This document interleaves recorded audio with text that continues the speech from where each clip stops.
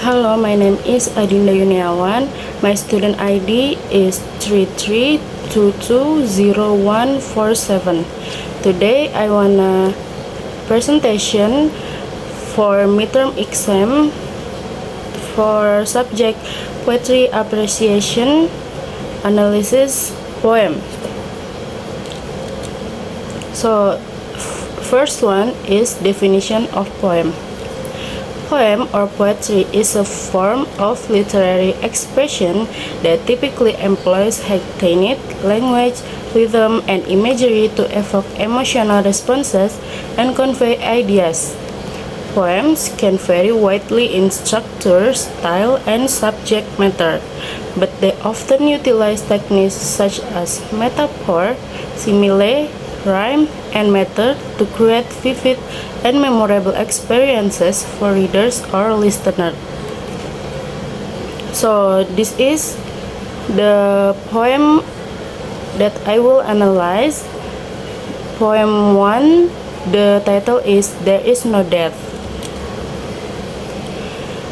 There Is No Death is a lyric poem because it focuses on expressing emotion, thoughts, and reflection on the theme of life and death in a personal and introspective manner, rather than telling a narrative story with characters and plot lines. Next, the speaker of the poem adopts a confident and reassuring tone throughout, conveying a message of comfort and hope. The speaker asserts with certainty that there is no death and offers a series of comforting observations to support this assertion.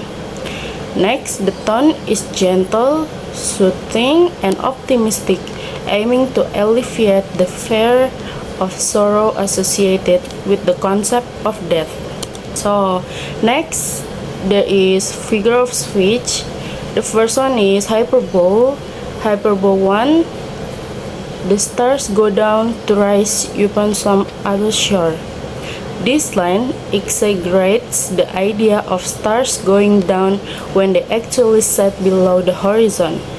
The hyperbolic nature of the statement emphasizes the poet's belief in the continuity of life beyond death.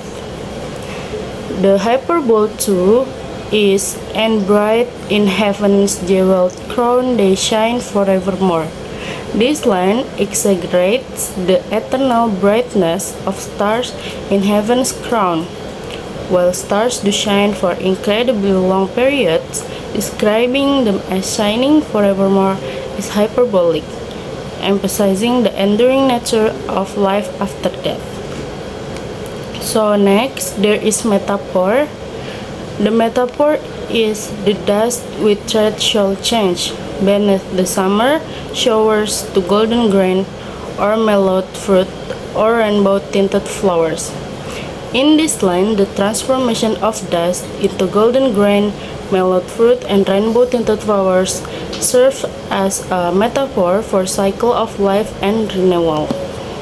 So next, there is personification. The personification is the rocks disorganized to feed or the hungry moths they bear. This personification attributes human-like qualities to rocks, suggesting that they disorganize or break down to provide sustenance for the moths growing on them. So next, imagery. The poem employs vivid imagery to illustrate the speaker's argument that there is no death. It draws supernatural phenomena and seasonal cycles to depict the continuity of life beyond what appears to be death. Imagery such as stars rising on another shore, forest leaf converting to life-giving air, dust transforming into golden grain or flowers, and flowers awaiting the warm breath of May, evokes a sense of renewal, transformation, and ongoing vitality. The imagery gives from heaven returning to their place of origin and the idea of life's most precious aspects being safely preserved in paradise further reinforce the theme of continuity and reassurance in the face of mortality. Okay, next rhyme, alliteration, assonance, rhythm, and meter. The first one is rhyme. For stanza 1, line there is no death, the stars go down to rise even some other shore, and bright in heaven's jeweled crown they shine forevermore. In this stanza, the rhyme scheme follows an ABAB patterns. So for the stanza 2, the rhyme scheme follows ABCD pattern. Stanza 3, the rhyme scheme follows ABCB pattern. Stanza 4, the rhyme scheme follows ABCB pattern 2. Stanza 5, the rhyme scheme follows an ABCB pattern. Stanza 6, the rhyme scheme follows ABBB pattern. And last stanza 7, the rhyme scheme follows ABAB patterns. Next, there is alliteration. First alliteration is the forest leaves convert to life the fabulous air. The repeated F and I sounds in forest leaves and life the fabulous create alliteration, adding a musical quality to the line. Number 2, the rocks disorganized to feed the hungry mouse they bear. The repetition of R, D, and F sounds in rocks disorganized and feed, as well as hungry and mouse forms alliteration contributing to the rhythm of the line. Number 3, to golden grain or mellowed fruit or rainbow tinted flowers. The repeated G, M, and F sounds in golden grain, mellowed fruit, and rainbow tinted flowers create alliteration in changing the poetic imagery. Next, there is assonance. First assonance is to rise upon some other shores. The repetition of O sound in other and shore creates assonance contributing to the musical quality of the line. Number 2, and bright in heaven jeweled crown. The repeated E sound in bright and in as well as jeweled and crown forms assonance, adding to the lyrical flow of the line. Next, there is rhythm. The poem has rhythmic flow characterized by the regular pattern of stressed and unstressed syllables. This rhythmic pattern contributes to the poem's musicality and readability. So the last is meter. There is no death follow a predominantly iambic meter, which consists of alternating stressed and unstressed syllables in each line. An iambic meter creates a gentle flowing rhythm that is well suited to lyrical poetry. So this is poem 2. The title is The Cry of a Dreamer.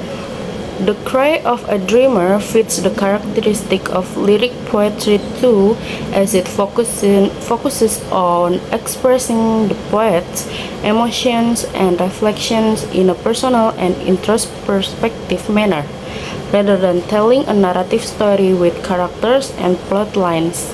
For the voice, the speaker of the poem appears to be someone who feels suffocated and disenchanted by the hustle and bustle of urban life. They long for a simpler, more authentic existence away from the artificiality and superficiality of society. The speaker's voice reflects a deep emotional turmoil and longing for something more meaningful and genuine. For the tone of the poem is characterized by frustration, disillusionment, and longing. So next, there is figure of speech. The first is hyperbole. And a thinker dies in a day. This line implies hyperbole by suggesting that a thinker dies in a day, exaggerating the brevity and thinker's life.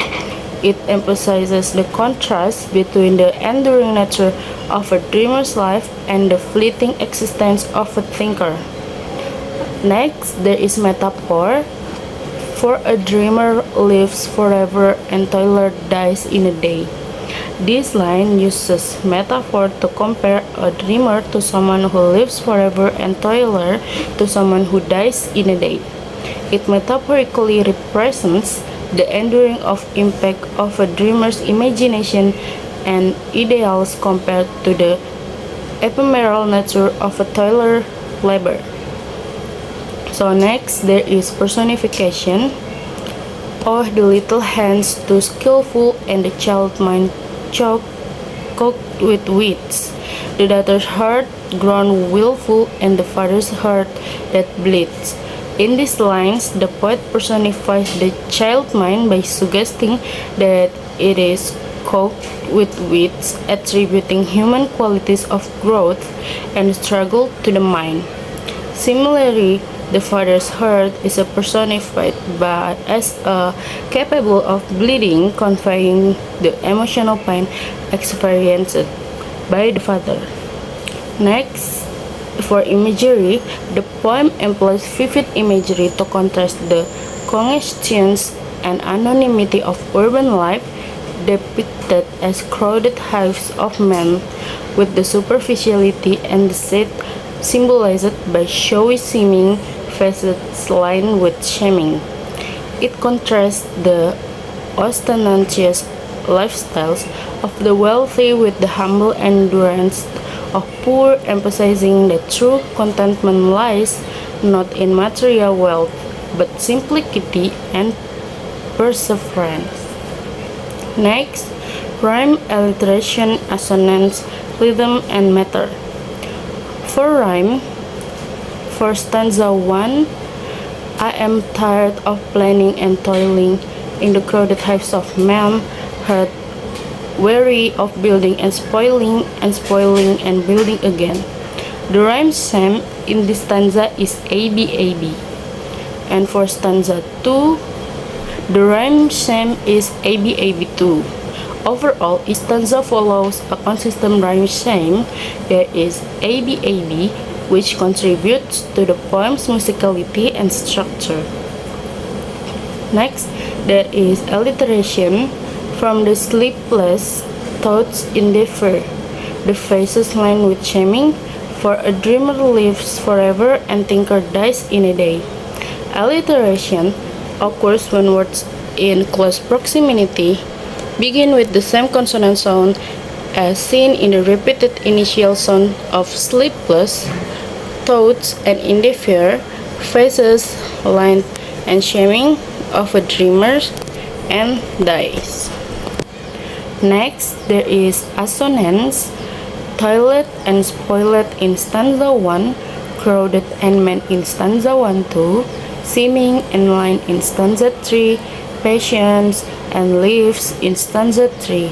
Assonance involves the repetition of vowel sounds within nervy words, such as the e on oi sound in toilet and spoiled, and the E sound in seeming and lie. Next, for rhythm. The poem has a steady rhythm characterized by the alternation of stressed and unstressed syllables contributing to its musicality.